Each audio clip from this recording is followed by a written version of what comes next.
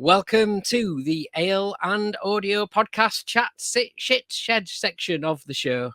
My voice is very, very weak today. It's been deteriorating across the day just in time for the podcast to start. So I'm going to really need my resident Sheddies to help me out today. Hello, if you are listening to us on Mixcloud, our full platform where you've got all the music, you've got the interactive chat as well below our stream and everything like that. If you're watching and listening live, on Ale and Radio, or if you're watching on demand on Mixcloud, that's all good too.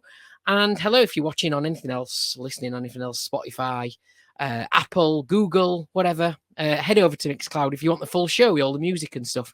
And you might be watching this on YouTube too, where you get to see all of our uncut bits. And also, we do put our uncut bits on Ale and Radio across the week as well. So let's bring in then our resident Sheddies, because my voice is going, so I need a break. It is Dave of the Hardy Arms and Andy of the Dunning in Stoke. How are you both doing? Hello. All right then. All in very fancy t-shirts today. First of all, I'm in my brand new Ale and Audio t-shirt, and then we've got Andy in his farmyard. I love your farmyard t-shirt. Yep, very good. Is that a new one as well? Because you've had a farmyard. I went there, yeah. I got a hoodie and a t-shirt. I got carried away. I was thinking, I've seen the hoodie. I think what we should do with Andy is like t-shirt of the week. T-shirt of the week. And then 1 week it'll be just like this. Brewery t-shirt of the week. Yeah. We'll go through where it's made from, how good a quality it is. Does it wash nice? And how many children have stitched it together? Yeah. Do you have an ongoing tally of how many you've got? It's somewhere between one and loads. One and I forgot. Yeah. It's a bit like my football shirt selection. Somewhere between one and loads of them. You basically own more brewery t-shirts than you do underpants, I'm guessing. Yeah. And the t-shirts are definitely in better condition. His underpants have got holes in them. Hey, we're halfway through. It's June.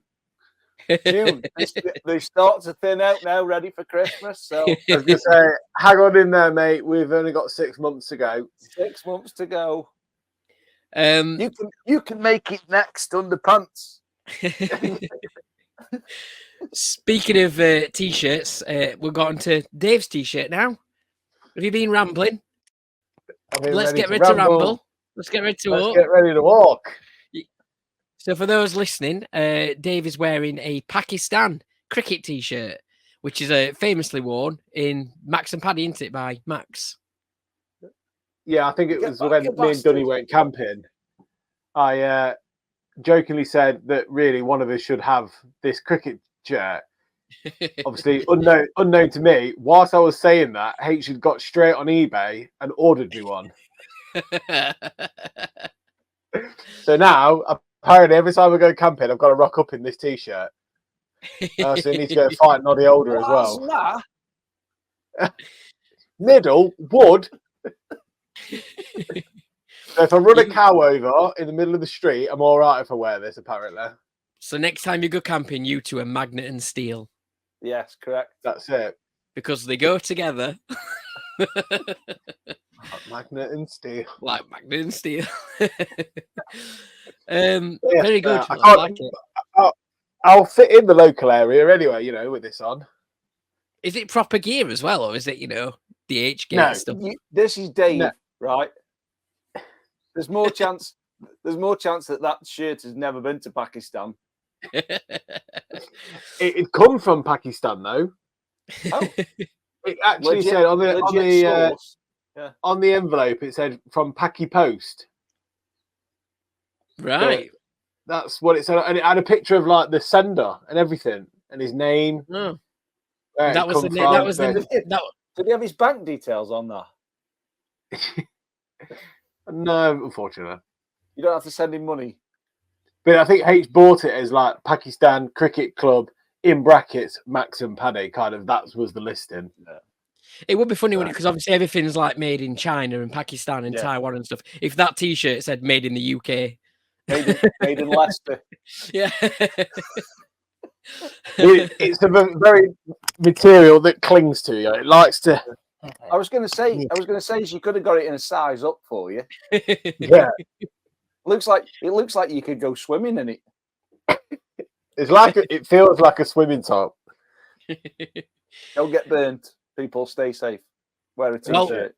While we're staying on appearances, I have blue face paint on, neon glow in the dark face paint, because it was our Ada's birthday party tonight. So that's not the reason my voice is going. That's just an added on reason my voice is going.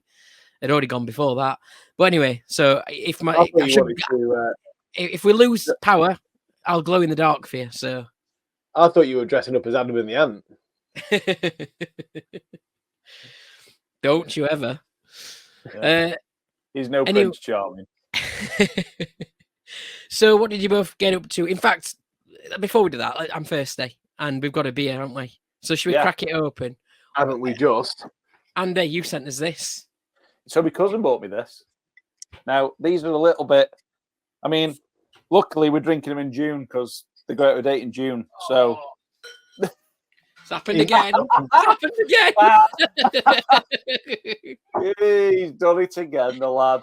Whenever it fails, Jimbo will make a bottle pop. But these are Camden. You can still buy them on the shop, and they will be in weigh-in date. But these are I've been waiting so long to send them. They're getting towards the end. But this is a Camden and HP Sauce collab for brown ale. Now, I've actually bought, when it came through the post, I got 4 bottles. I've not had it before. 4 bottles, and I got HP Sauce with Camden Howells written on it. Camden Town Edition. So what I did, just a word of warning for you, because as we know, brown sauce, it's like the half-life of toxic waste, and it lasts forever. So this is like ages old already. But I've got an even older bottle that I've got open, so I can do a taste comparison to see how much like HP Sauce it tastes like. How about that? Very good. Just a word of warning for you. Hopefully it doesn't explode like Jimbo's did. But it does. It does. Crack it and pour it straight away. Crack it and then pour.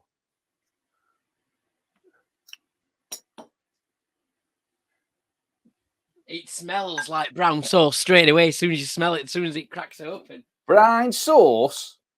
Brown sauce. Brown sauce on a bacon batty. Oh, yeah.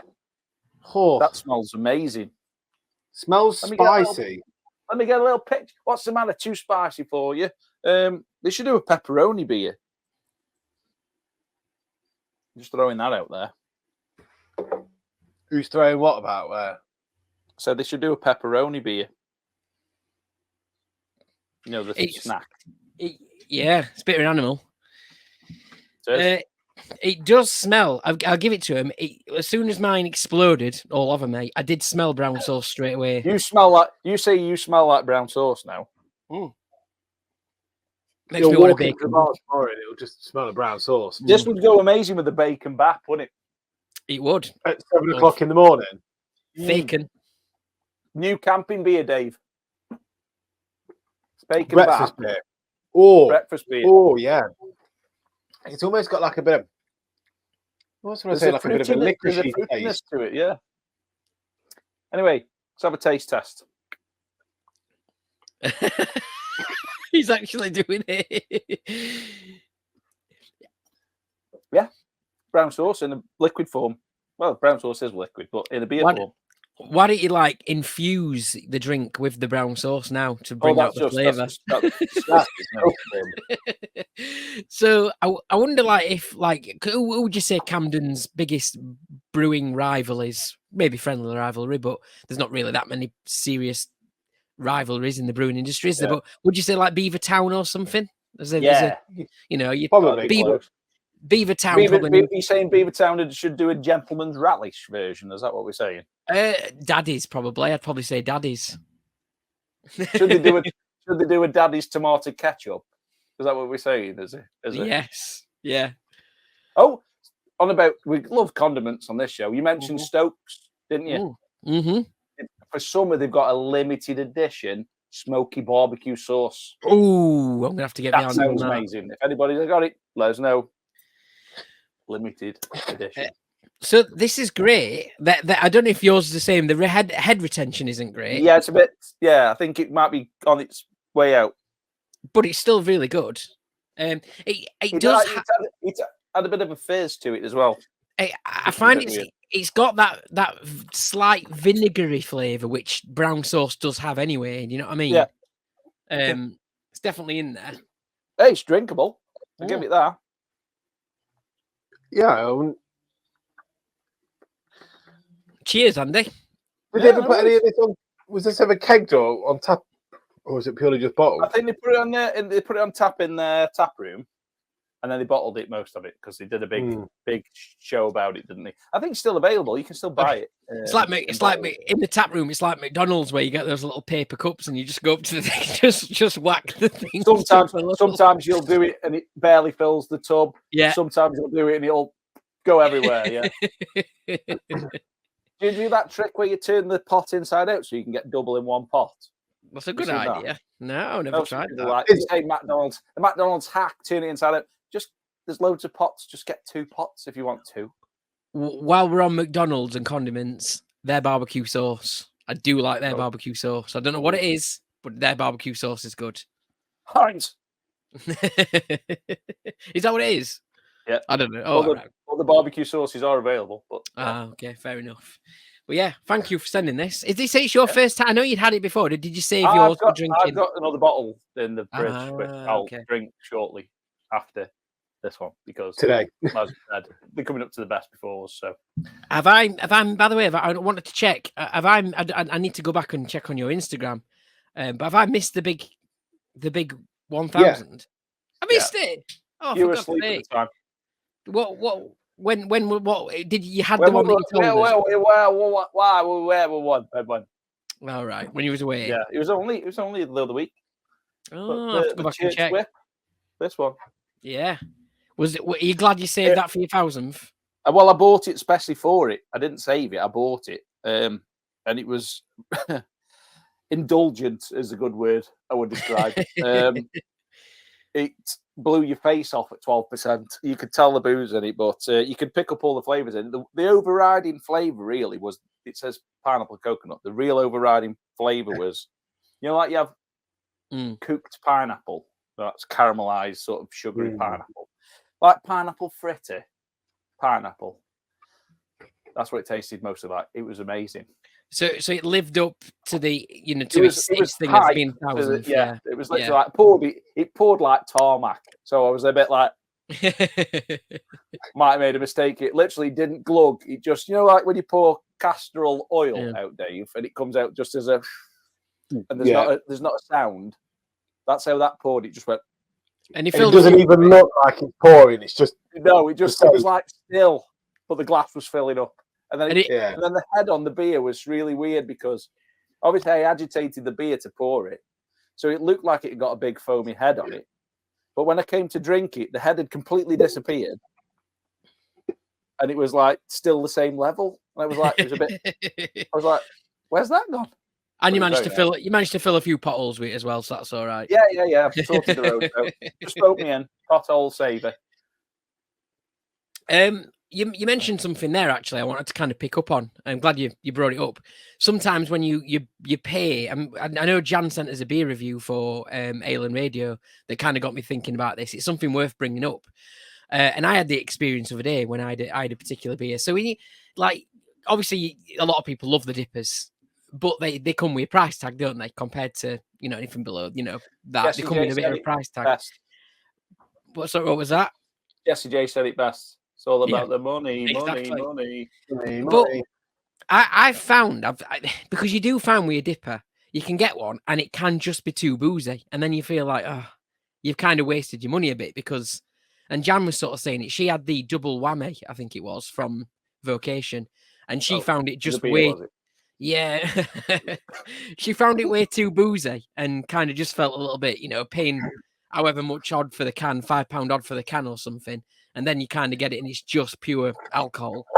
I can kind of see where she's coming from. And I would say I probably started getting less dippers because I don't want the the disappointment. I've gone down that route of getting a good DDH, you know, sticking around the 6.5% because you can get more consistency. I find with it. I don't know if you've been finding the same thing, but I've had a couple of beers recently from Abyss Brewing, and I had one which was a Tropical Thunder 6.5% IPA, absolutely brilliant. So I went up thinking, I'm going to try the Dipper next that they've got, and I was just disappointed because I thought, the other one was found, you know, so much better. Something you find in yourselves? Are you finding that a bit of a thing picking your beers? My brother came over at the weekend and brought a couple of beers with him.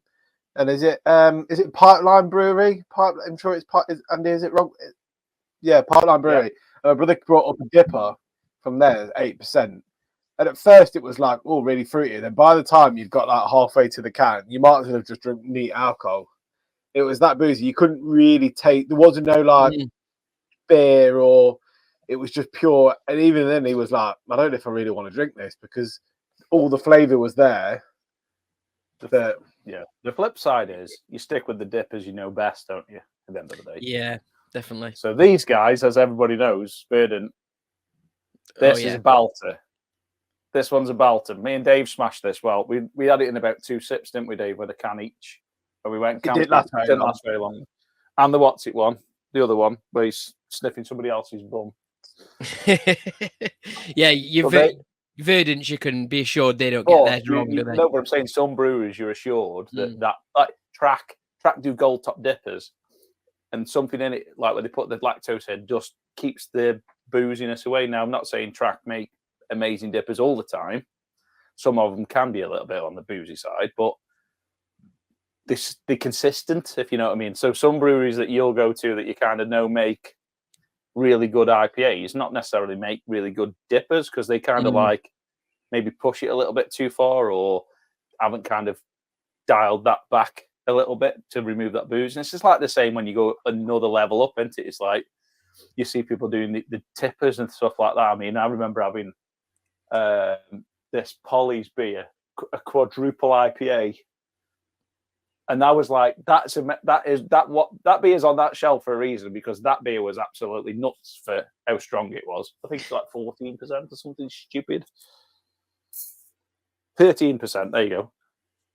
But you'd expect that to be super boozy, but it wasn't. But then I've had less volume tippers and couldn't drink them because I felt they were too boozy. And then, like I said, some dippers are the same boozy. But I've also had it where I've had thin IPAs where I felt like you feel that like bite to the alcohol before you get the sort of notes from the characteristics of the beer. It's a strange one, I think. So basically, stick to what you know. That's it, yeah. There is some dippers out there that you can just drink like water and you think that's not 8% all day long. Exactly, like, well, like my second radio, we had that and we nailed it. You were like, that was just beer to me, not an 8% double IPA. We literally sat down and said, Dave, I've got 2 specials for us to try after I poisoned him with barrel. I've still got the bottle, Dave. I forgot to show last week. I saw they posted about it, and I went, I'm sure I poisoned him with. This is the very first beer out of the box. That looks more like a firework. They've just released a second one, Dave. I'm going to get it so we can share it next time. Barrel aged lager at 9.5%. That was the first beer out of the box. Almost like, it'd been better putting it in like a champagne glass and serving it with the amount of bubbles that were in it. It was so nice, but it was a bit too strong too soon. But then we dialed it down a bit. But I'm going to get the second one just so we can do it again. We'll have to book another camping trip then. Yeah, just especially for that. So there we go. For once, people have got a little bit of beer chat on the Ale and Audio podcast. Should we piss a space drink would bring the beer out of us. Should we piss about and do a quiz now? Yeah. Bring on the nonsense.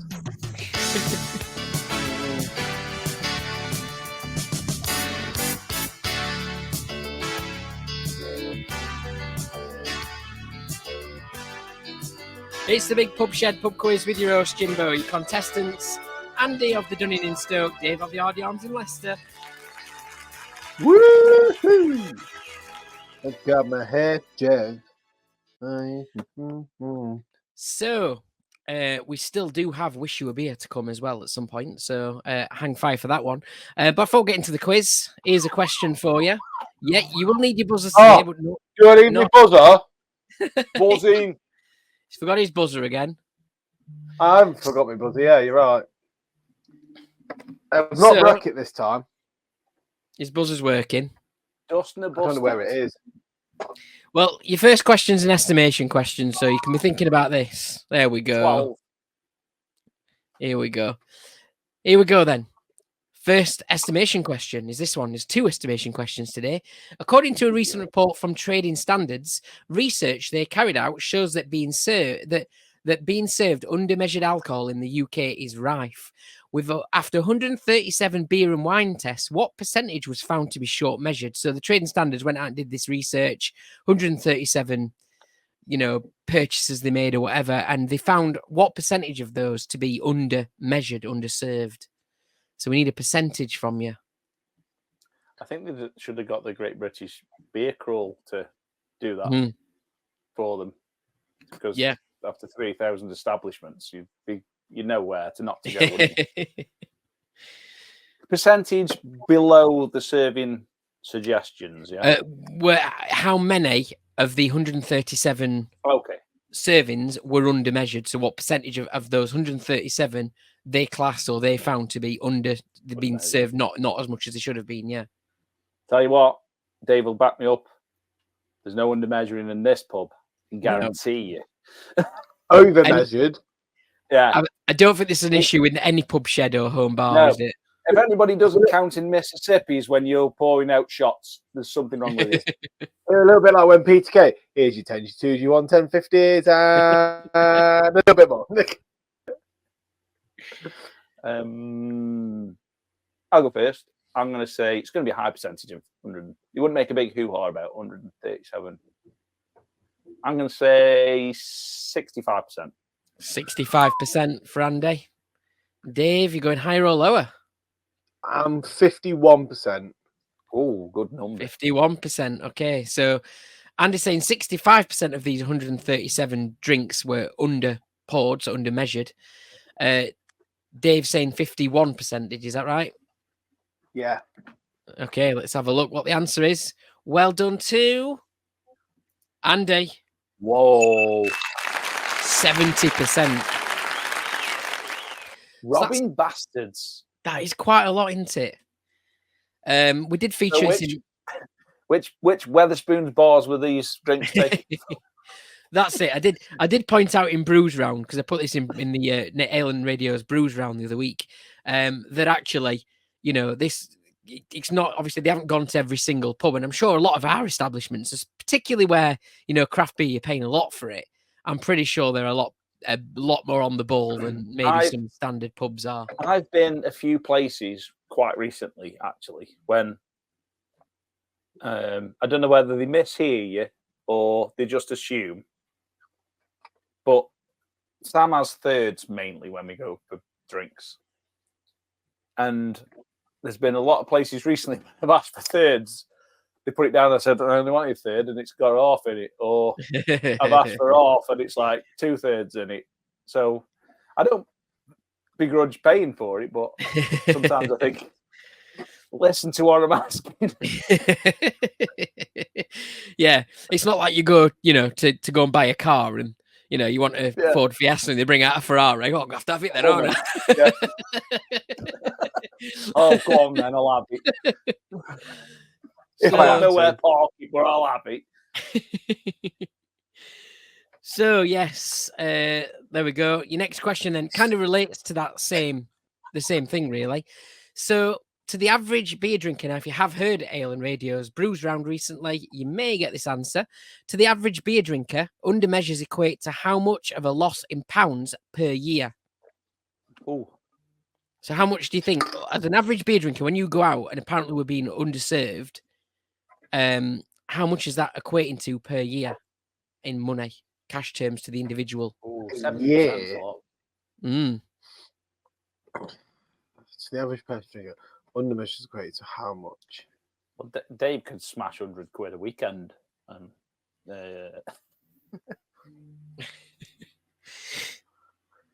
What are we thinking, Dave? You're going to go for a number? Yeah, I'm going to say, like, we're talking of the whole of the UK, aren't we? Yeah, the average, but we're talking about the average beer drink. So the average person. So you, Dave, how much, according to this research, are you missing out on per year? How much you're losing out on because you've been? I believe I'm above average on this one. All right, then. So imagine average Dave before the stouts, before the Guinness. I don't think he's ever been average. What do you say, Dave? Don't do anything by half, do you? I mean, always try and get a full pint, don't you? Yeah, exactly. I'm going to say, like, it's a tough one to guesstimate this because it could be a massive number, or it could be like just something. I don't know. I think it's enough to be annoyed about, because if you saying from one person a year. Yeah, so how much? Oh, right. Is the average? Not I was thinking. Yeah. The average. I was thinking the whole of the UK. Yeah, that's what I'm thinking. Yeah. No, the average person, how much are they missing out on?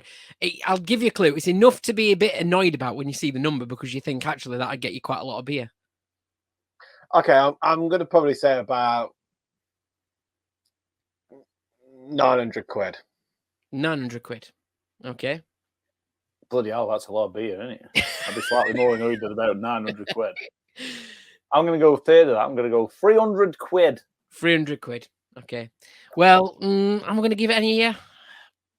Kind of Andy's closest, but there we go. Oh, 88 quid. £88.40. Is that it?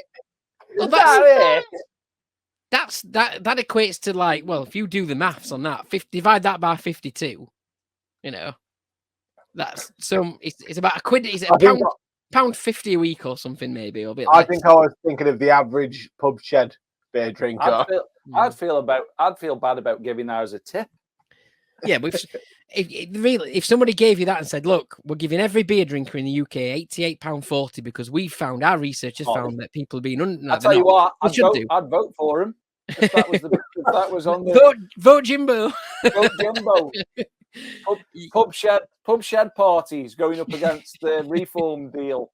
It's going to give you £88.40 back on your beer drinking bill this year. Yep. So think how far that'd go on a beer order. I'm in. Oh no! Who does that support? Supports the breweries. There we go. Yeah. Because you go back to them and you spend. You can only spend it in the pub. There you go. You probably only get about 20 odd cans from Fuss Club for that. Exactly. Yeah. That's like the new edition of that. Stay in to eat out, to drink out, to save money, to eat there, to pop out, to stay in thing. Drink out to be flat out. There you go. Bosh.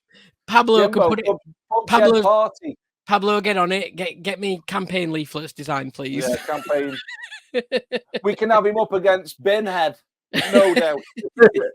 Would you do 4-day working weeks? Count Barrelhead. Yeah. Perfect draft head. Yeah. You could do a 4-day working week, and if you've worked for the 4 days, you get a free pint. Yeah. If you've not worked, you don't get a free pint. Friday lunchtime at 12 o'clock, you get a pint for free. Mm-hmm. Everywhere in the country. That would stop unemployment. It would.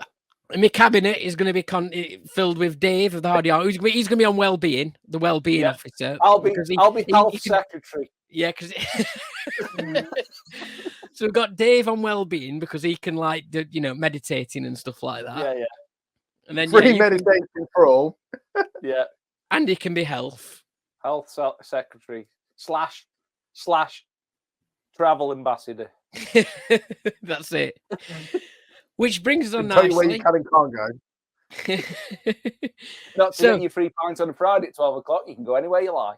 It's time for Wish You a Beer.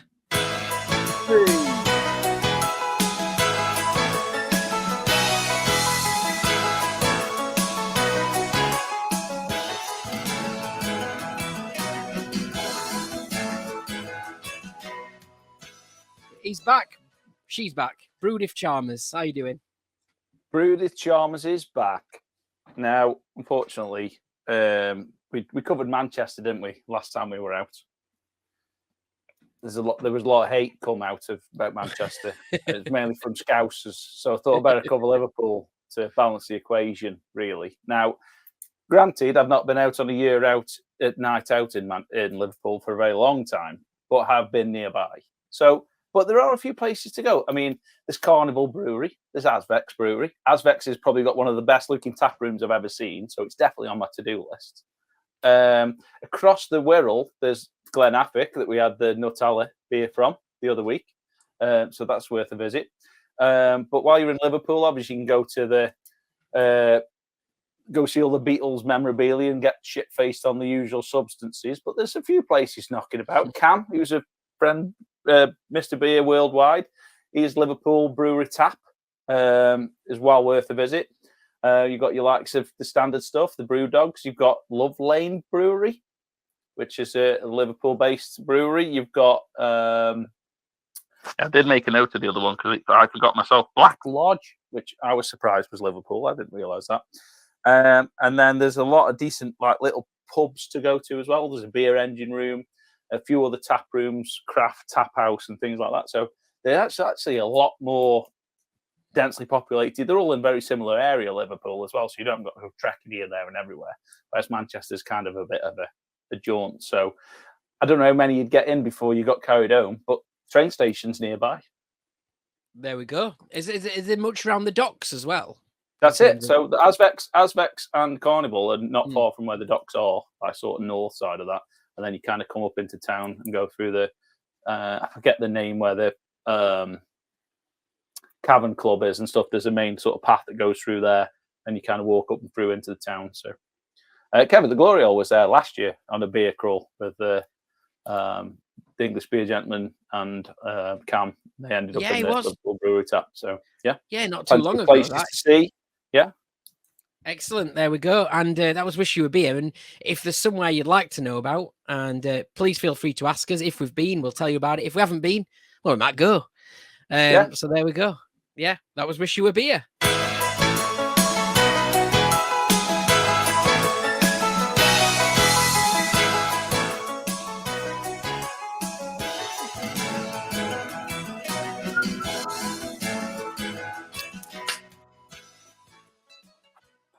Back on with our quiz, and your next question is a multiple choice. So your multiple choice quiz question next then, this one.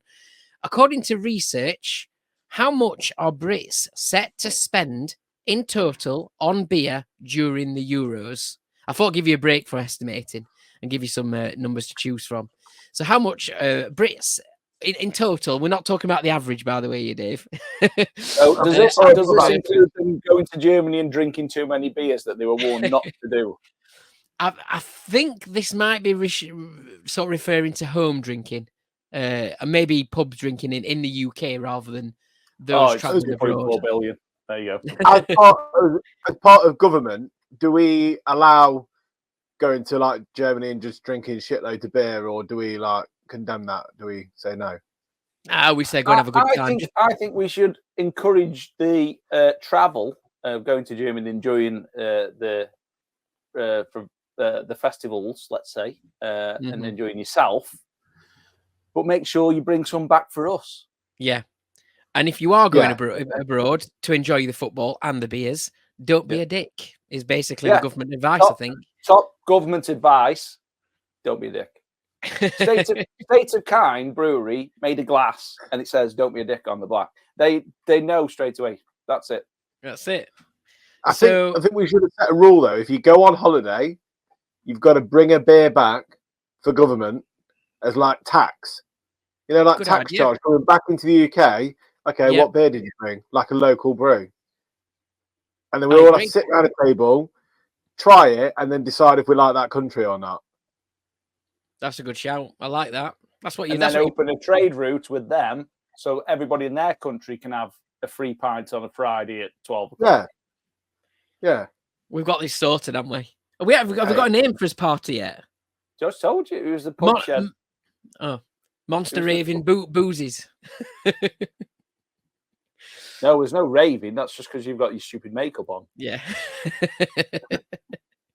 So, going back to the question, according to research, how much are Brits set to spend in total during the Euros? Spend on beer, obviously. So it's either I'm gonna go with 2.4 billion, just because if you're not enjoying yourself on a football on the summer, there's something wrong.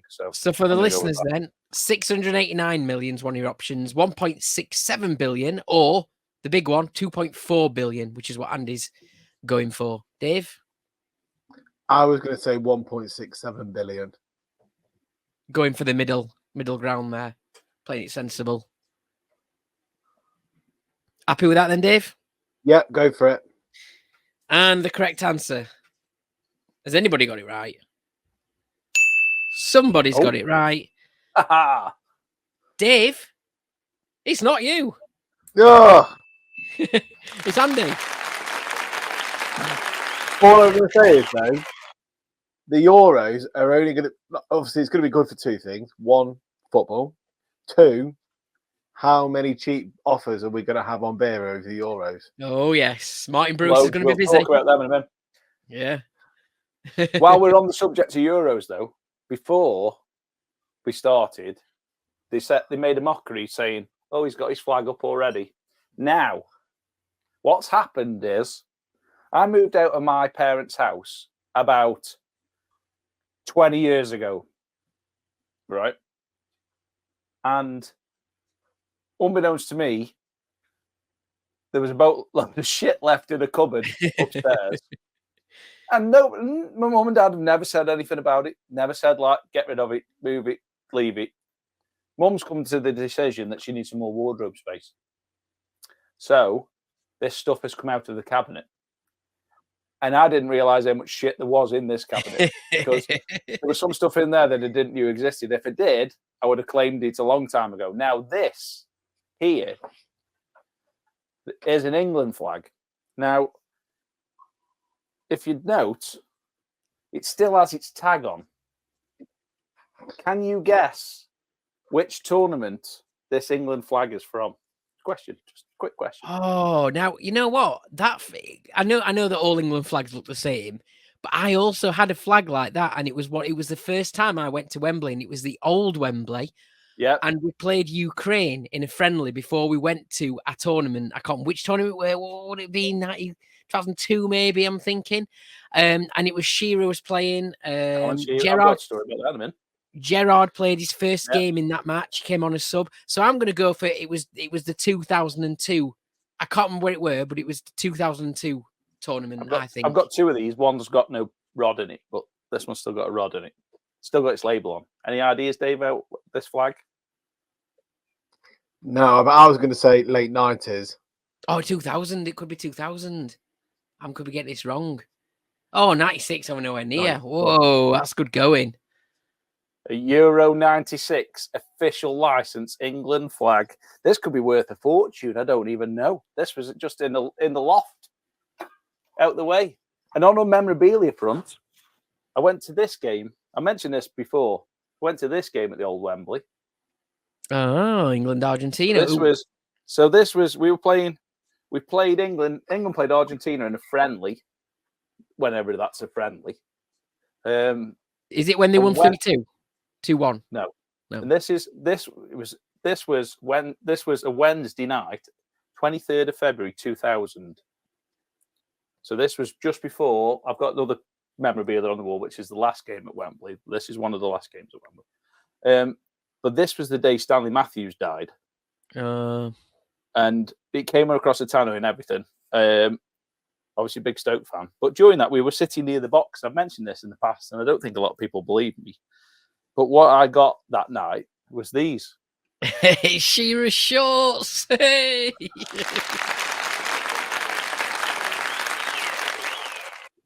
He's a big lad. The elastic went in it. The elastic went in him. Who skid marks? Yeah, I'm going to say who skid marks that. We've got mud shit all over it. And this is 24 years old. That's amazing.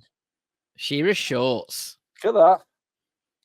I threw his water bottle away in the end, by the way. Yeah, I'm not sure because it was gammy. It's actually got a blood splatter on it somewhere, but I think it was an Argentinian there on the back. Either there, it got piles.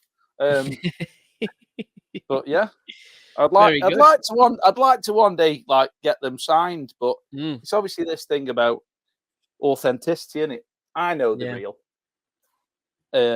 So, but yeah, that's the ticket. That was the Brilliant. game. Well, yeah, these things were just in my mum's in this cupboard upstairs. I've even got a retro Sony Ghetto Blaster. I don't even know where it came from. I don't even remember it as a kid. I just don't know where this thing was, but I've got it now. So I've got 3 boxes of shit in the garage that Sam just said, you better sort that shit out. There's some signed footballs in there with some footballers' names on. I've got no idea who they are. So,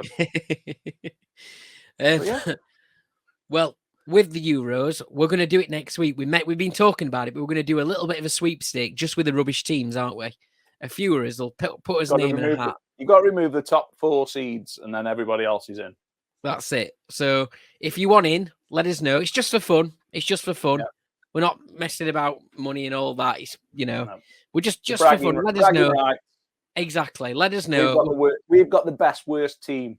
We'll put your name in the hat, and we'll draw. We'll do the draw next week, won't we? So there we go. I'm on holiday. Can I I'm putting my leave in. I'm off. Yep. We'll draw you a team. So there we go. Excellent. And yeah, we will be getting all that bunting up and everything soon as well, won't we? So yeah, there we go. Yep. But yes, on to our next question then.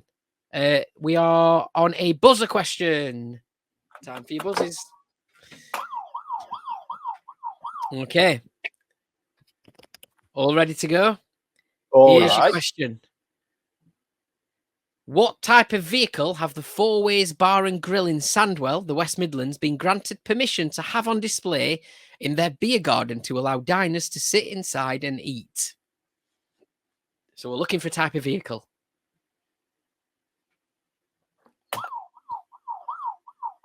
Going to go ridiculous. Tank. Tank is incorrect. Dave? I was going to say an ambulance. Is incorrect. Let's keep going. Who's buzzing in next? Andy? It's a boat. Is incorrect. Dave? Or anyone else? Is that Andy again or is that Dave? No, Dave. Is it an old VW camper van? Incorrect. I'm just trying to think of vehicles that you could eat in. Andy. Is it a double-decker bus? Incorrect. Oh. Is it Brum? Is it what? Brum. No. That's number one.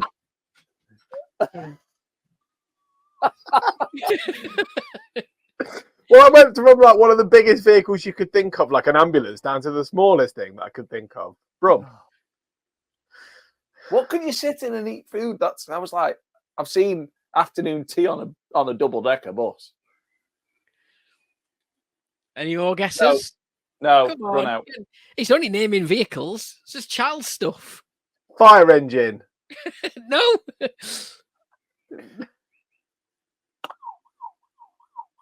Is it a motorcycle and sidecar? No.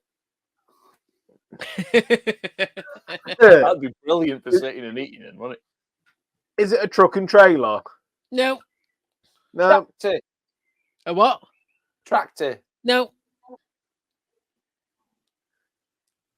You've yeah. Bin lorry. No. It saved waste though, wouldn't it? Bin lorry. I mean, I've not said the obvious of just a normal car, have we? Yeah, it could be just a car. No. No. Fuck. Aeroplane. No. Oh. Helicopter. Hey! Oh, got it.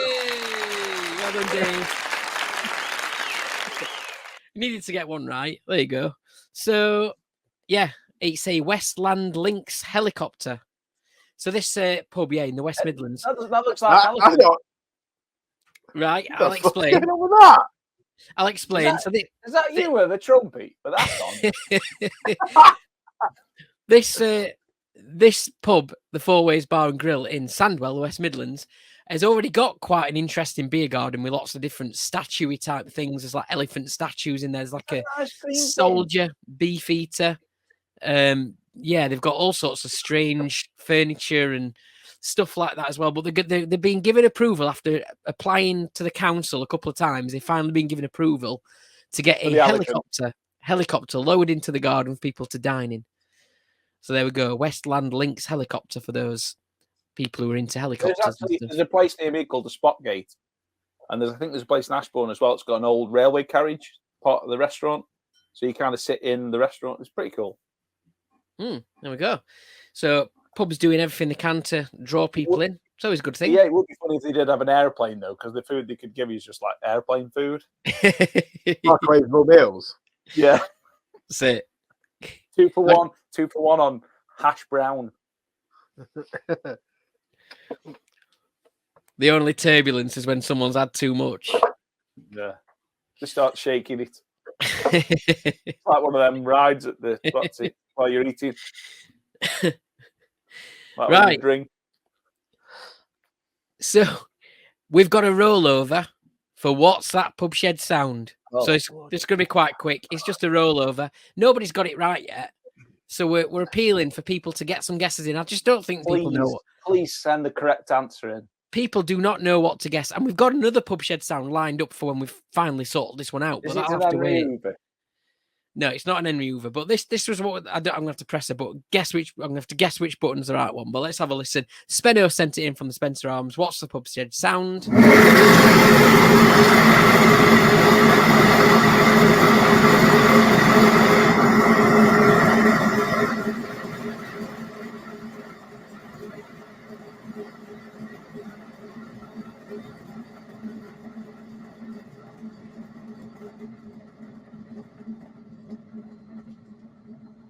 I have no idea still, so I can't even tell you if you got the answer right. I don't know what that is.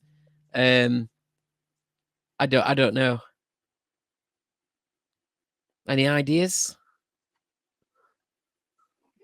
No, so we're still not going to find out what it is this week, then, are we? No, not until somebody guesses it right. Is it toilet flushing? It's a long flush, but I know where you're coming from with that. Some have a good drop, don't they? That's the thing. Press the second button for definite there, aren't they? Mm. They press the poo button. They've had a shit flush. Yeah, that's what they've had. Send your answers to Spenno because I don't know what it is. So you'll have to send your answers to Spenno or put them in the chat on the Ale and Radio Mixcloud stream. I don't know probably his air conditioning unit kicking in for summer. Yeah. It's just very loud, isn't it? I can't work out what it is. He did say when he did his live the other day, he's had to turn his aircon off because it's very loud. So it could be his aircon. Okay. There we go. He's got all sorts of gubbins in that shed. So let's just play it one more time.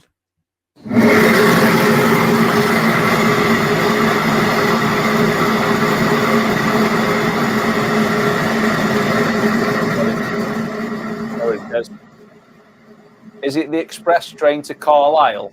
Please stand back from the yellow line because you may get sucked off.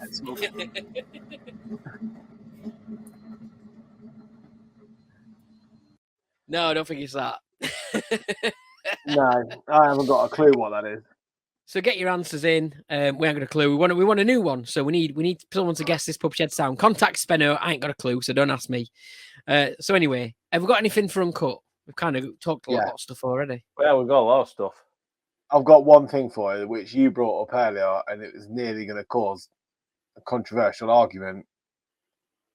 Where do you keep your HP brown sauce? Oh, yes. Yes. Because read the back of the bottles on your tomato ketchups and your brown sauce, and it will say, once opened, keep refrigerated. Dave, I agree with you. I am a fridge man. And to be honest, I wouldn't say it's because I don't think growing up they were ever kept in the fridge in my household when I was growing up with my parents. We just do it for space reasons, really. And just having and actually I don't mind a bit of cold tomato sauce when on your hot chips. My parents keep their ketchup in the cupboard. It was just a thing that me and H started. Just put it in the fridge. My mate has it in the fridge, and he's a Satanist, so don't put it in the fridge. Mine will go in the cupboard. There are some sauces I put in the fridge. I'm going to correct you, Dave, and say that HP sauce does not say store in the fridge. Oh, Okay. So The wording on the side of HP literally says to open, unscrew cap and remove foil seal. Store cap down. Best before see cap. How can you see the cap if it's capped down? good point. But there's nowhere on it that says keep refrigerated. I mean, there's some things that I think mayo and stuff has to be in the fridge, doesn't it? Mayo, Obviously, definitely. Salad cream, definitely. Anything with, I'd say, got an egg base, keep it in the fridge. But I don't keep tomato sauce in the fridge. Mainly because I'm weird. But I don't. Everything else stays in the cupboard.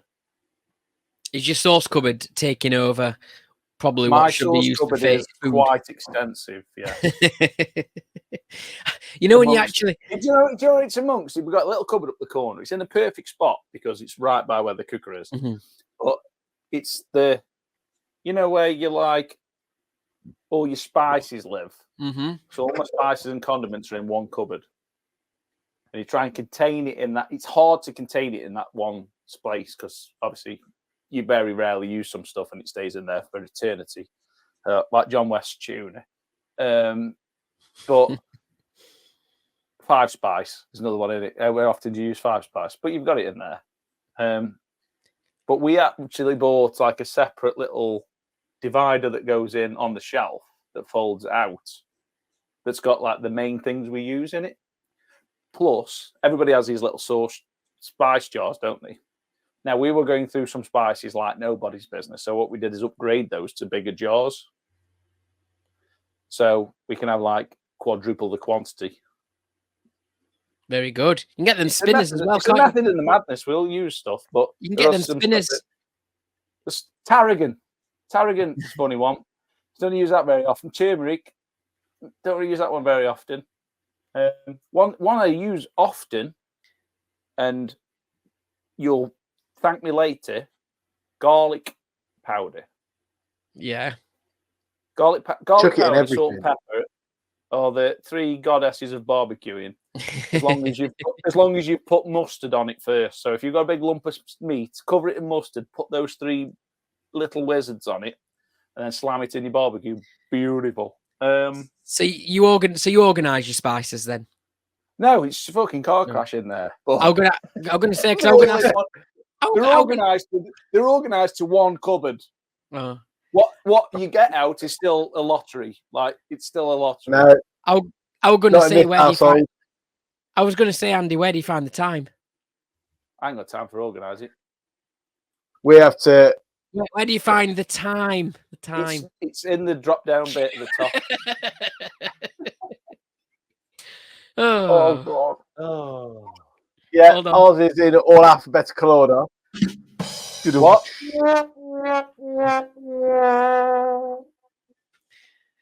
So yeah. But So anyway, we have ours in the alphabetical Jimmy thing, order. you've got to go right to the bottom of the list. Yeah, Alphabetical but that's order. where I know it is.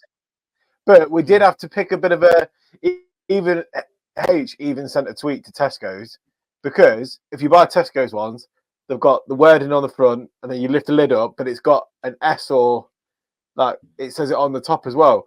But they put the stickers on the top opposite way around sometimes, or all over the shop compared to what's on the front. So when you're looking at all front, your stickers are on the top are all over the shop as well, and it just doesn't look very neat. So she had to send a tweet to Tesco's about that one. Said, up your fucking labelling game, basically. I've got a good question. They'll be out with pitchforks and torches. We carry on down the sort your labelling out. I've got a good question that's going to reveal if I'm weird or not. We already know I'm weird, but how weird? How You're weird? naked. Right? Scenario. You've got yourself a burger and chips, right?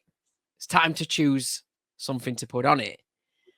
Have you got a limit to how many different sauces you will put on that plate with how many different condiments you'll have at the same time? Not necessarily mixed together, but how many you will have with what have you got a Burger and limit? chips. Yeah, burger and Burger chips. and Just chips. easy one to pick. It's burger and chips. There's no limit, because what you'll do is you'll put burger sauce on your bottom bun of your burger to start with. Yep. Yeah. You'll put chili jam on the top. Dave will tell you about chili jam. Yeah, and like chili jam, yeah. Chili jam. Put it on the top. Put it at the top of the burger. Amazing. And then on your plate, just go to town. And so you got nothing against having a blob of garlic, roasted garlic sauce, blob of tomato, bit of barbecue, bit of, I don't know, spicy sauce or something. You will go all out and you'll have a bit of everything. Because I get called weird for doing that, and I don't think that's weird. I know Dave's shaking his head because you're only just starting out in the sauce game, aren't you? So I can appreciate a bit of burger sauce, but yeah. I am ketchup all the way through. So what I'll do is a big blob of mayonnaise, a big blob of tomato ketchup, and mix them together in the middle. Oh yeah. So you got that in Ireland. Yeah. And what I'll tend to do sometimes is maybe if I've got say if the French fries, it's only French fries really. I use it curry sauce. You know, like at McDonald's we're on about barbecue sauce. Have you had their curry sauce, McDonald's? So Heinz make curry sauce, which is the same thing. Only a select few supermarkets actually sell it. Sainsbury's sell it in a massive bottle. You'll thank me later. It's good stuff. I will check that out. There we go. So there's your weekly condiment chat. Condiment chat. Yeah. Let's We get back could start on. another podcast, don't we? Top and bottom of it is that Dave keeps all his in the fridge, and now my cupboard's rammed apart from anything with egg in it goes in the fridge. Well, you're right though. We could start another source. Yeah, we could do a 4-hour source and audio podcast coming to you on a Tuesday. That's it. It's a saucy edition. So, back on with the beer stuff though, because it's time for. I got a pub shed in my garden and a bottle shop in my town. I love the craft and perfect draft and a 2-for-1 discount. So when it comes to beer, I need a deal that keep the prices at a steal. So I'm calling up Martin Brewis. Okay, before we start, Martin Brewis, I'm going to have another beer because I drank that You HP might as well. sauce. You've been to a party tonight. Yeah, and I've drank that, HP sauce, brown sauce, Camden, quicker than I thought it would. It's a good one to start with, though, because I went bargain shopping the other day back to Heron's because I know that they've had the Camden. We've kind of become a bit better friends again because they've had the 440ml Camden Pales in for £1 bargain, and they've also had Have they inflated? 440ml, 440 for £1. That 79p or nothing. 440ml. Volume. Now the Camden L's was that much, because they only had the smaller 330ml, and so I went for them. Couldn't find any, but what I did find, and I've not tried it yet, so I thought I'd try it now. Moorlash Brewery. Look at him. Come in up front. Don't know who he is. It's Archie. Is that one of Pat's brothers? Archie. See if it focuses. Archie Curzon. Cover your face, and it'll focus on the can. Cover your face. Not when the can.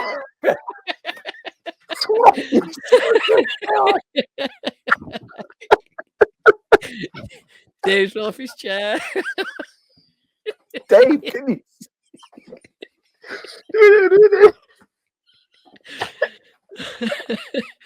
I'm not very well. Leave me alone. I'm not very well. Right. It's a craft lager bite. Craft lager bite. Archie Curzon. Clapham Falcons or something. Drink it. It pairs perfectly. It pairs perfectly with banter, which is a word I don't really like. But that's what we're all about here on the Ale and Audio podcast. So there we go. Oh God! This was only 4%, by the way. I don't think we said how strong it was. This was, And it's all right. No. To be fair, since having that, I've opened a Oh, he's on the Stout. stout. If you can't see it, now you can. Brown ale was only 4%. Can you see it?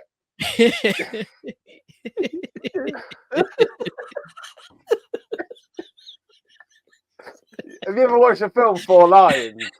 Where he goes and buys all the bleach? Yeah.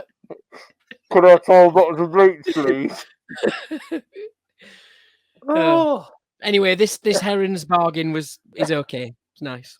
So thought I'd try it. I need some fridge fillers. But anyway, on to the Martin Brewis stuff. I know Andy and Dave have got a few to talk about. I found that Polly's, they've got Polly's always doing something. Because they've got their new website up and running, they've done a new branding. You can get 10% off on their website, web orders, using Polly's 10. So nice and simple. Use Polly's 10, get 10% off. Talking about branding, we might see a big vocation discount coming soon because they've just rebranded.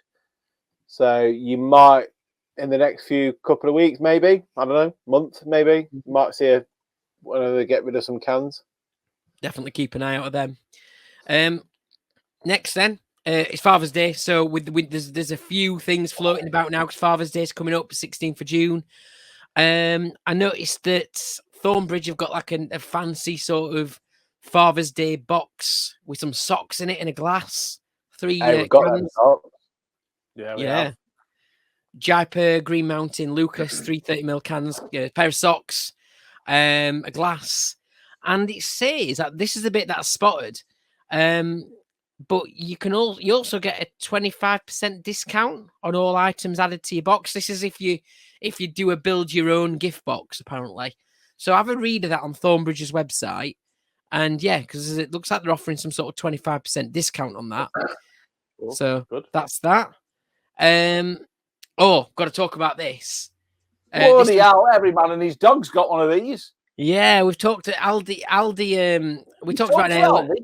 We've talked on Ale and Radio, and Aldi have released, and Dave's got one. He's holding one up to the screen. Their very own version of the physics machine. Now, Spenno did a really good review of this. So go watch Spenno's review. Dave? Sorry? How plastic is it? You can tell it's been 3D printed. So, you know, like when things are 3D printed, they have that like... Yeah. Like... Scratchy. I mean, it's plasticky, don't get me wrong. It feels cheap. But again, we got to remember, it is only 24 quid. So, again, rule of thumb, get what you pay for. And I'm still undecided about the physics machine yet, because I asked the question earlier before we came on Instagram, is how often do people actually use their physics machine? Like, if you're going to invest into like 100 and something quid into a beer dispensing machine, how do you, if you were sat in the bar on your own, Duddy, or you and Sammy were sat in the bar having a bar night, so the how many beers? I don't use it all the time. Champions League final, though, I'd got some big bottled German lager. Perfect opportunity for. It is great for them. And I think that's where the Aldi machine falls down according to Spenno's review, because it doesn't take big bottles, does it? Big cans again. It only fits 440ml cans and little cans in it.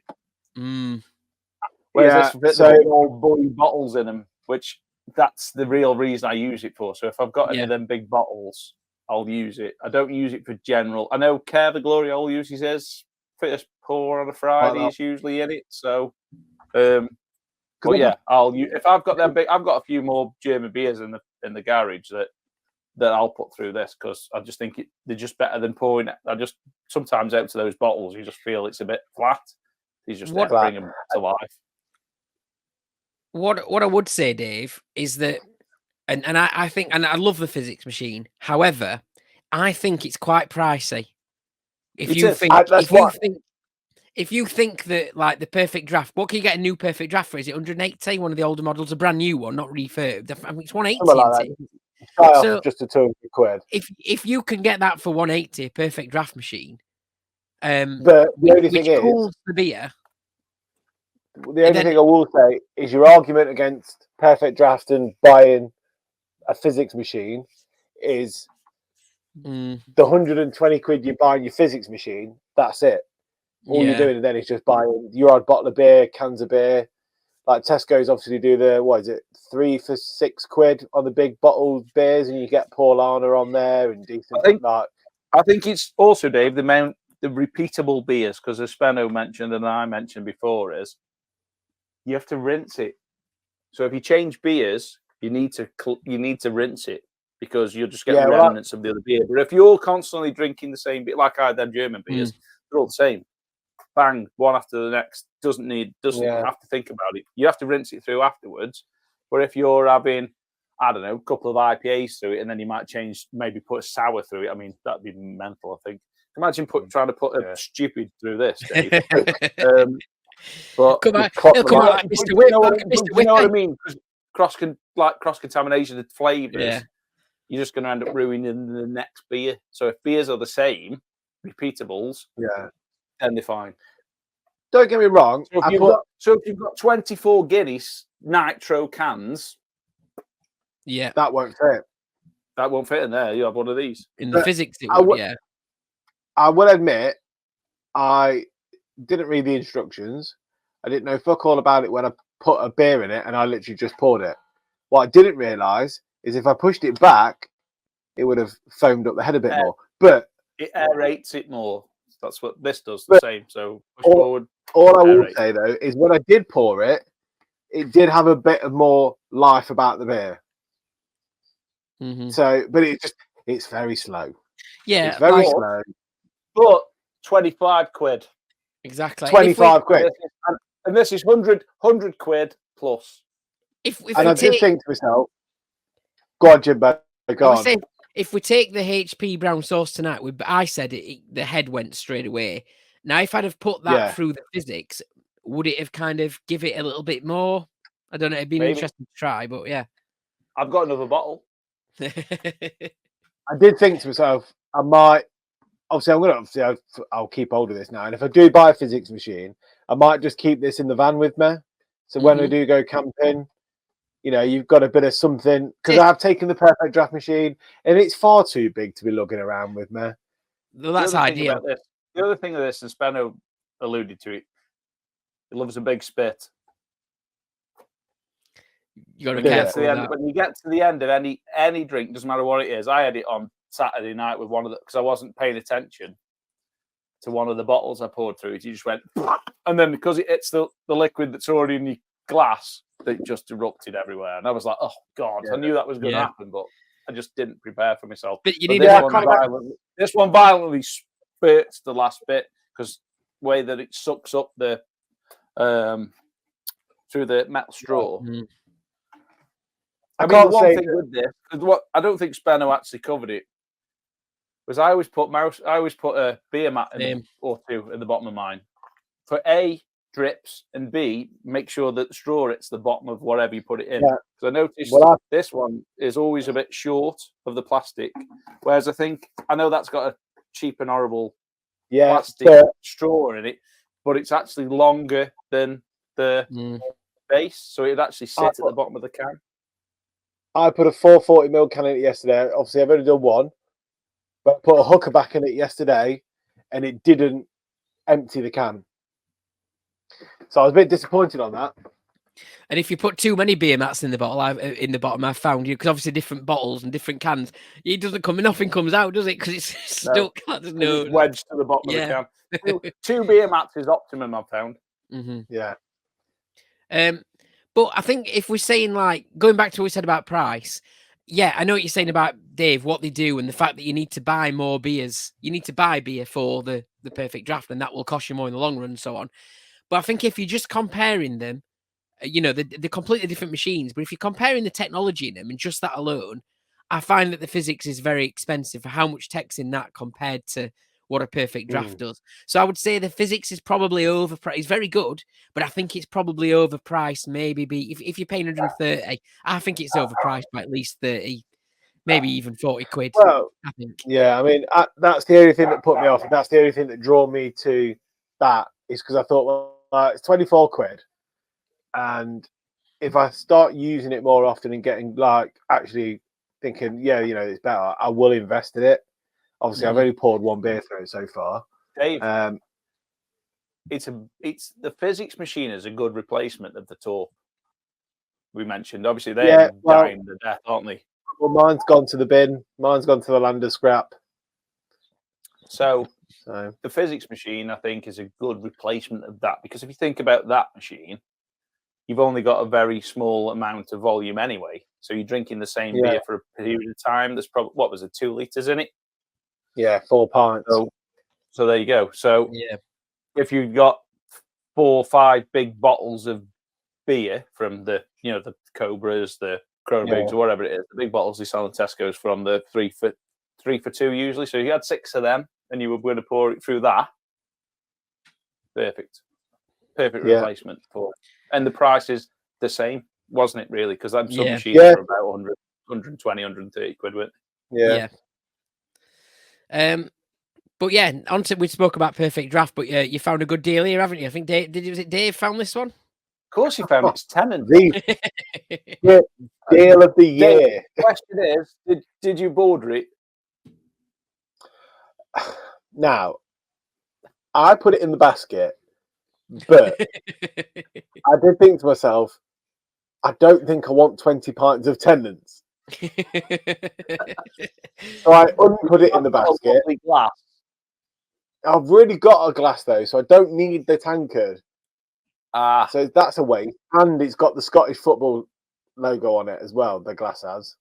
So basically what you're saying is, knock us another tenner off, keep the glass. And the other, or just send me a keg. Just put it out there. Just send me a keg. Just send Dave a keg, please. Come on. But then I did nearly buy the Hawkston lager because I really want a Hawkston lager glass as well. And they sell those on the website. So I might buy a keg and a Hawkston glass. Has anybody tried Hawkston lager? Yes, it's very nice. It's actually very nice. It's actually lighter than I thought it would be. It's very nice. Not tried it yet. That's Clarkson. You can try it. If you can try it and you get a chance to, definitely try it because it is actually quite a nice pint. Has anybody tried the cider? No, I've tried the Session IPA one. No. But yeah, this one, Dave, was so basically we're talking about tenants here, aren't we? 2 for 65 quid, Perfect Draft kegs. With a tankard as well. Oh, with a tankard as well. There you go. So I know the double love the tenants, so they might be into this one. Yeah, let's go halves. Tell you what, dumb bucket, let's go halves. You keep the glass. And just post me down that. Just roll it downhill. Just order 2 boxes. Order 2 boxes. Keep the 2 glasses. Send Dave 2 kegs. I'm still on the hunt for a can of Tennants. I can't find any. I thought you might pick them up in like the local bargain booze or something like that. No. Premier? Have you got Premier Nisa? I've not done a Nisa or a Premier. I've done bargain booze and like one. Those places will definitely have it. Do you know where the gold label beer is? Yeah. I've seen the gold label beer. You've got gold label, red stripe, Tennants. Yeah, I've seen Tennant Super in the blue can, but that's too much for me. Oh, don't start on that. You'll be drinking Buckfast before you know it. So I think the last Martin Brewis we've got, then this one's spotted by Andy. This is a good one. Although it is if you're local enough for this one, isn't it, to take advantage of it. But if you've got friends in the north, close enough. I'm telling you now, if you had a whisper, you could get one of these delivered. Oh, okay. Go on then, Andy. Tell us about this. This is a choice of 3 different beverages from North Brewco. So Pinter, you've got them up. Pinter, Springwells, Pills, and Atlantis. You have to pick one of the types. But what you can get is a box for the euros of 99 cans of this beer for 175 quid. Works out about £1.70, £1. Was it? Yeah, there you go. It's just £1. There you go. If it was 100 cans, it's £1.75, isn't it? Yeah. Yeah. So, but it's an absolute steal, isn't it? For 440ml cans for 99 of them. 440 as well. That's even better than I thought. Oh, I hope I'm low. Right, I'm sending this to my dad. 99. Put your order in and go collect it. It'd be worth the petrol. Which one would you go for? I'd probably go the Pilsner, to be honest, because that's really good. It's a good beer. It's a good. Shame they don't do a mixture of it though. Yeah. Yeah, but imagine trying to work out how many of each one to pour in. I mean, obviously it's only 33, but you'd be like, well, you just fill the box, just keep putting them in the boxes, isn't it? So. Oh, and you get a massive box. And this is good. Now, I'm not going to say this is going to work, but when I went on the website to check this, the link that you sent, Andy, what popped up? Because I don't think I've yet ordered from North Brew Co. Get a discount. And off newsletter. How much discount? 15%. 30%. 30%. 30%. I've not ordered, so I could potentially. You basically get 99 beers for the price of 33. There you go. So I'm going to look into that. So anyone, you've got to be local. Surely worth the petrol from you. It's surely worth the petrol, especially if you're planning on having people over to watch the Euros. That's a brilliant idea. All I'm going to say is you're going to need a big car to fit that box in. You're going to need a big fridge as well. It'll be like when you see people at IKEA and they're trying to shove a wardrobe and there's a driver with just after jousting sticking to the side window. Chuck the child out the back window. Decide to abandon the child seat and the child. Kids in the back in a bin. like an earthquake victim in the back of a Ford Capri. I think I agree though. With football coming up, I'd probably go for the Pilsner because it's the football beer in it. It's what you want to drink a lot of. And I think what an absolute bargain that is. And you can see why they won't deliver it. I mean, you're worth getting one because the next time you send Dave one beer, think how many bags for life you'd be able to fit in that box. I will do. Right, here we go. Hello everyone, I'm the Compare Without Compare, and here at the Ale and Audio Pub Shed tonight, I'd like to introduce our turn, Sheddie Mercury.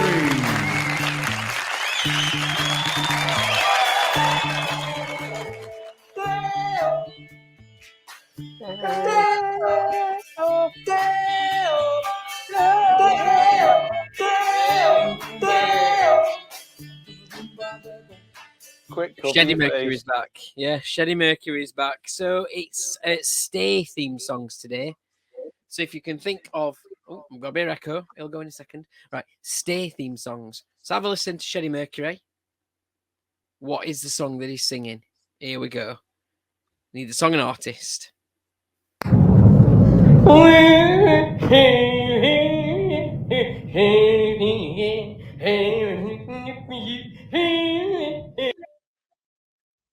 That is apparently last week's song. So that is not this week's song. So I'll have to play this week's songs. That was a different song. That was last week's, weren't it? Right, here we go. I've got it. Here we go. I'm going all traditional, playing it down the microphone. Here we go. What's Sheddie Mercury singing? Oh, that's a bit. Now I'm recording. Here we go.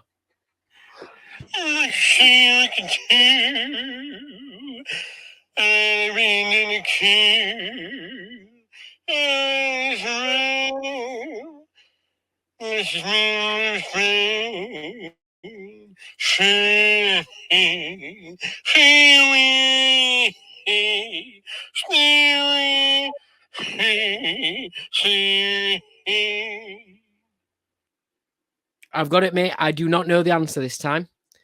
I've listened to it a few times. I can't get it. It's a Stay theme song. It's been requested. I don't know what it is, though. One more time.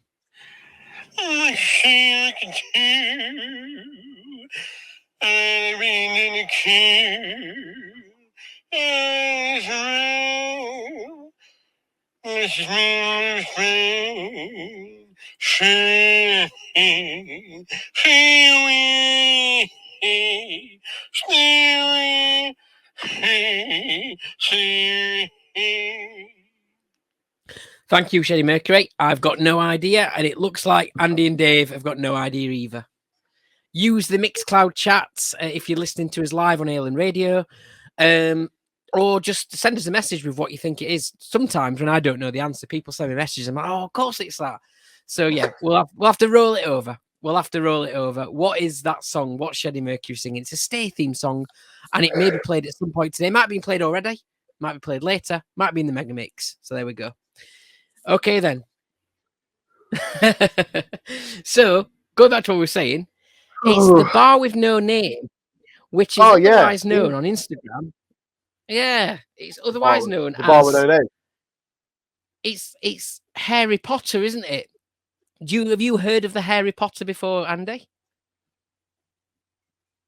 No, this is not his pub. I don't think. I thought it was. I think it is. No.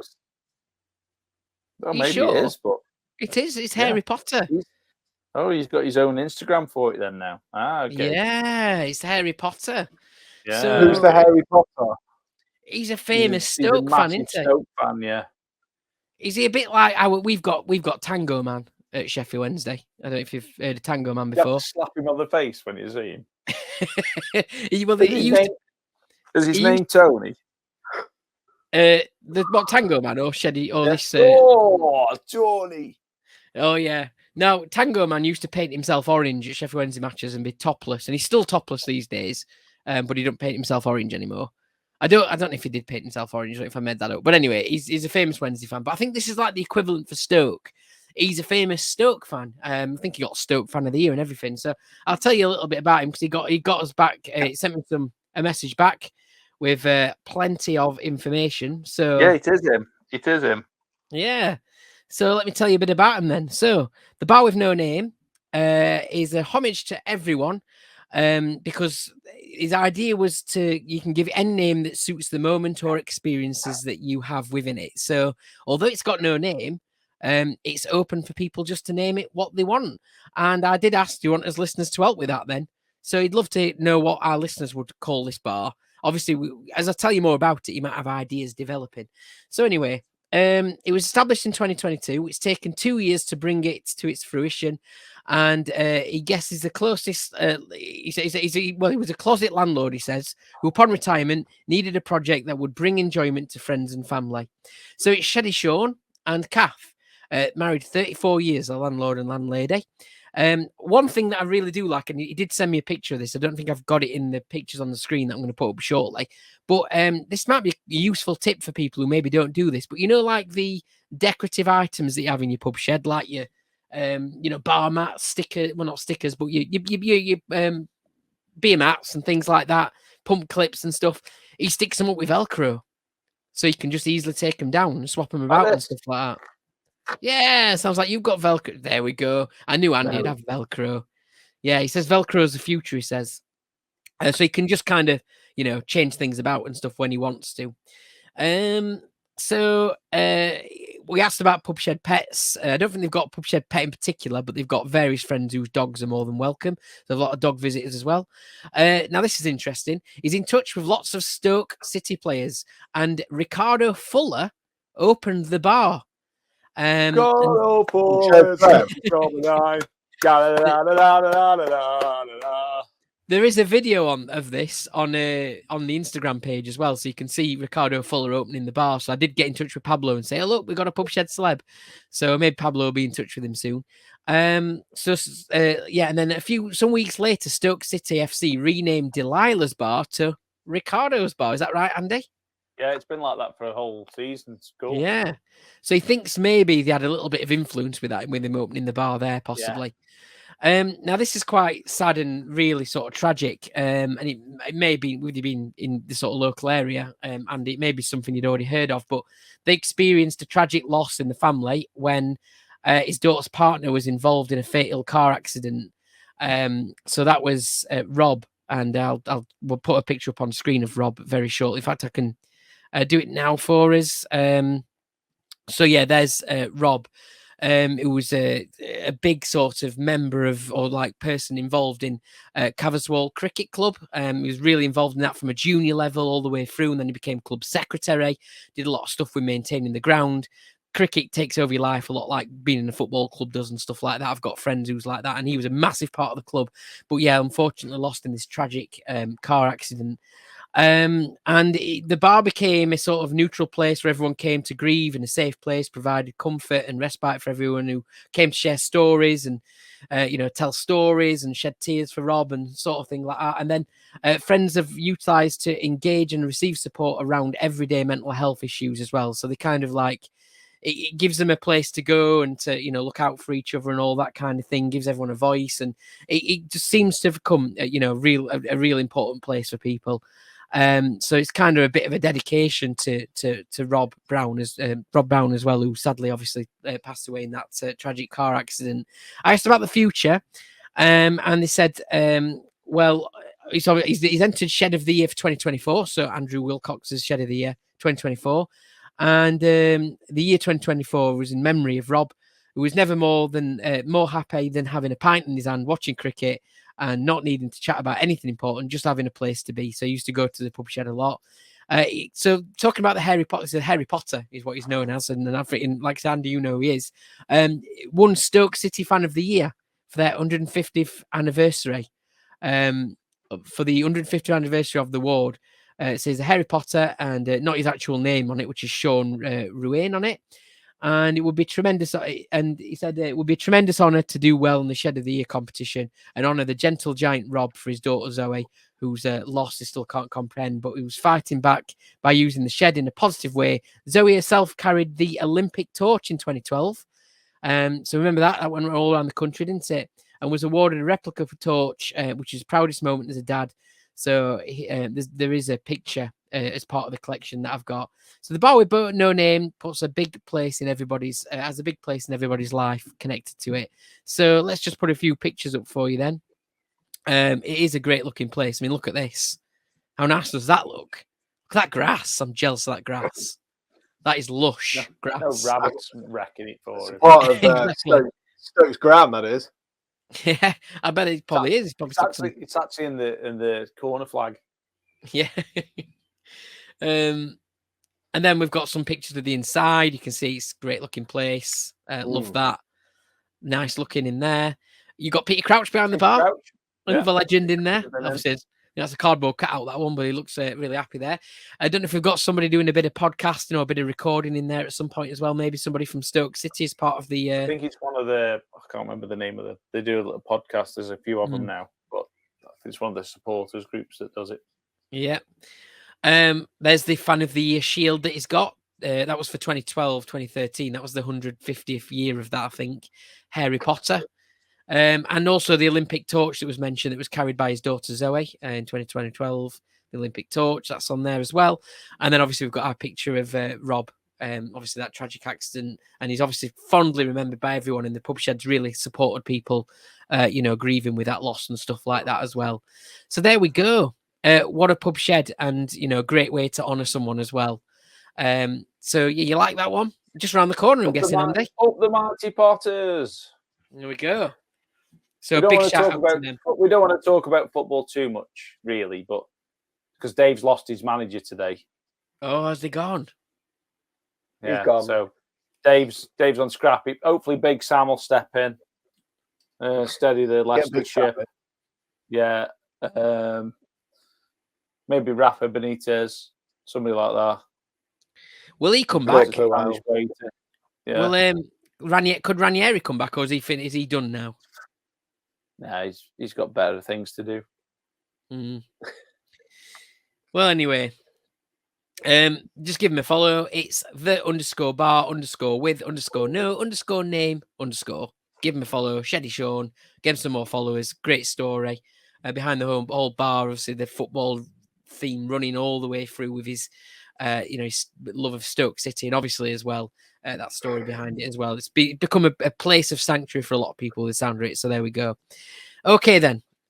On to the next thing then. We're whipping his way through these now. Let's get on to this. Are we ready for a bit of...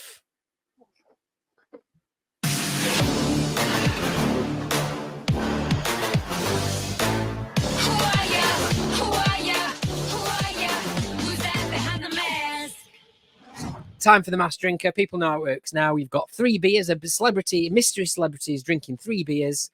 The earlier you manage to guess the celebrity, You've got 3 clues to guess, but the earlier you guess, the more points you get. So if you get it after being number 1, you get 3 points. If you get it after being number 2, you get 2 points. Get it after being number 3, you just get the 1 point. And you've got 2 guesses maximum. You can only submit 2 guesses as to who the celebrity is. Andy, do you want to go first or second? Let Dave go first. Dave, you're going first. Okay. Ooh. Here we go then. It's game 1 of The Masked Drinker. Dave, this is your celebrity.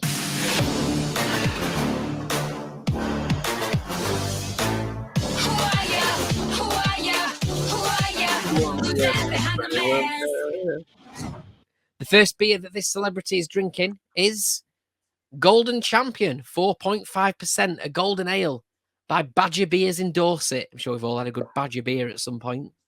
I love a thirsty ferret meal. Everybody has that box of Badger beers at some point in their life, don't they? Do love a thirsty ferret though. I used to love a thirsty ferret for ages. Thirsty ferret. I love the thirsty ferret. But this is Golden Champion, 4.5%. What you reckon? Any guesses yet, Dave? No, because it could be many of champions that have won gold. I don't know, but yeah, no, go on, beer number 2. Beer number 2, no guesses yet then. Beer number 2 is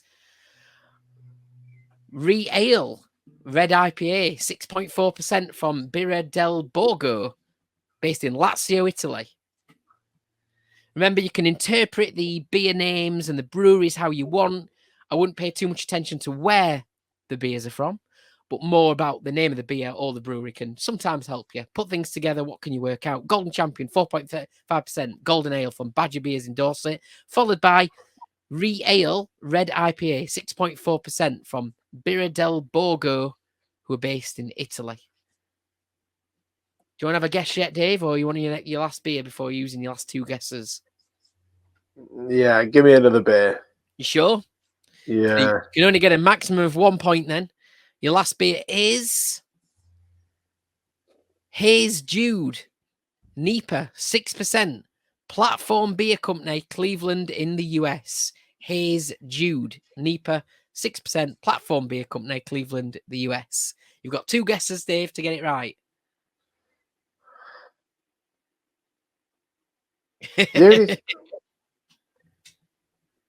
I don't know why, but I want to say Jude Bellingham. Only because you put Hazy Jude on there. If he has a great Euros, he'll win the Ballon d'Or. Fact. So is that what you're going for? Might as well go for one of them, isn't I? So it's your first guess. Are you happy we're going for? Is that what you're going for, Jude Bellingham? Okay. Yeah. First guess then. Take it off. Take it off.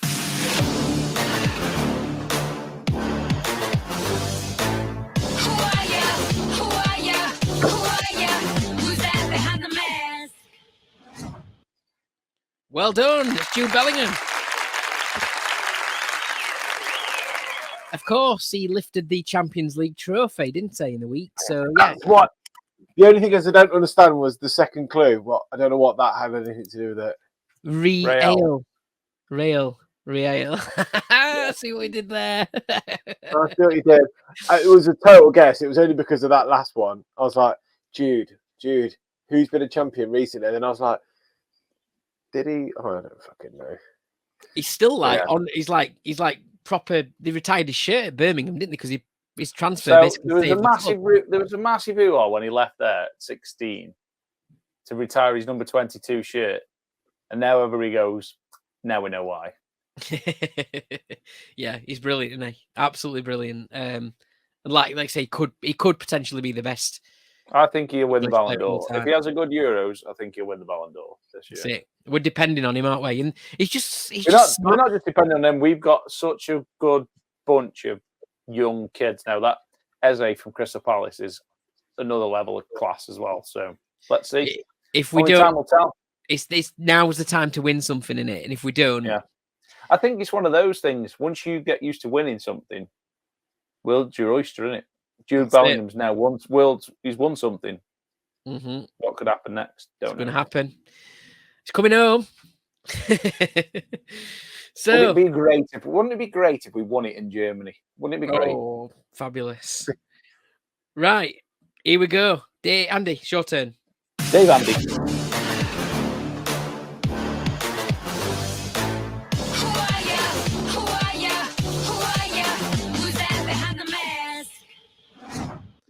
Okay, so Andy, your celebrity's first beer is this one. 19. Solero Goes Sour, 6.5%. From Brew by Numbers, obviously based in London. Like the sound of that one. Oh, not Goes. Well, it's not Goes. It's Goza. Goza. We learned this last week, didn't we? Last time. Goza the Traveller. Yeah. Do you want to have a guess or do you want another beer? I'm going to have a guess. Go on then. Peter K. Take it off. Take it off. Take it off.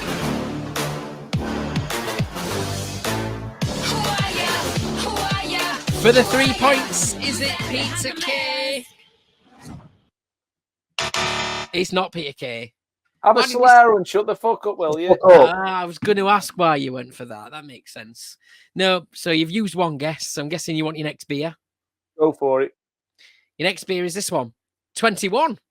Pale Ale Citra. 5.2%. Brew by Numbers in London. Adele. You sure? Yeah. You sure? Yeah. Okay, here we go. Take it off. Take it off. Take it off.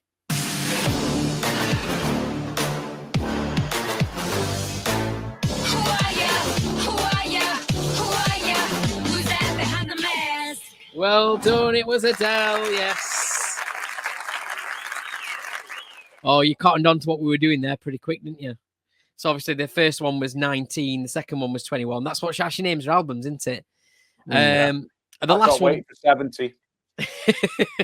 The last one would have been a 30, because that was another one of her. That was probably her most recent. I love it how you couldn't find any more beers other than the Brew by Numbers that had got numbers on. Yeah. 30 lager rustic, 5.2% would have been the last one, but well done, you got it right. It was Adele. There we go. What are we up to this weekend? What are you doing, Andy? I'm going away on holiday. I'm going up to the Isle of Skye on a camper van holiday trip. So that'll be relaxing, nice scenery, get bit by midges, probably be raining. Be driving past Dumbarton's Premier pub shed, obviously going that way, but I won't be calling in because I've got other things to be doing. But yeah, I'm looking forward to it. So we're away from Friday for just over a week. So yeah, be good. Very good. So any places you're going to be popping to while you're up there? Is there anywhere in mind? Just going to just going? Yeah, there's a few places we've seen. Like we'll go and see that. I think one of the highlights is the Castle from Highlander, which is on the way. And then there's a few places Sam's seen some, like you get these movie sets things. That's one of them. And then there's a few like Harry Potter based locations up that way. So coming Glencoe and on the way back. But up in Skye itself, there's like the it's called the Store, which is like a big rock formation in the middle of nowhere, basically. And there's like a waterfall that goes off the cliff face. It looks amazing. So yeah, looking forward to it. There's no pubs or anything beer related in the plan. I think there's a couple of distilleries out that way, but it's just a timing thing. If we run out of time, then might go have a look. But I'm not going to be going out my way for it. Taking a few tinnies with you, though. I'll take a handful, but I'm not going to be. It's not about I might have a week off the beer just to chill and relax. You don't know, so we'll see. But the van's all clean. Spent Saturday cleaning it all. Took Dave's advice and used my little brush in the grooves, get all the bits of crap out. That's it. I wouldn't get much paid for a car washer unless I charge by the hour, because it took me all pecking day. But it's clean now. Well, that's the main thing. Well, have a good time, and we will draw you a team in our sweepstake for the Euros. We'll let you know who it is. Dave, what about yourself? Got many plans for the weekend? No, actually, a bit of a boring. Well, not say a boring weekend. I've got work Saturday. This is like the first time this year that I've got to work on a Saturday, and I stupidly volunteered for it, and I already stupidly regret it. But hey, you have to do these little things every now and again, don't you? Just to, show willing.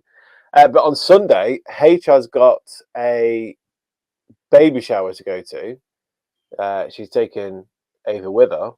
And it's also my brother's birthday, who wants to have a party down at Pinno's. So Sunday will be a beer drinking day down Pinno's.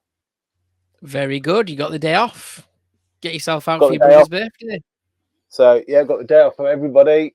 So yeah, I'll go down there Sunday and have a few beers and whatnot, and hopefully try and sort a date and agree for the next tap takeover where everybody can come down. Good stuff. Yeah, I'm looking forward to that. I'll look out for it. Yeah, so there we go.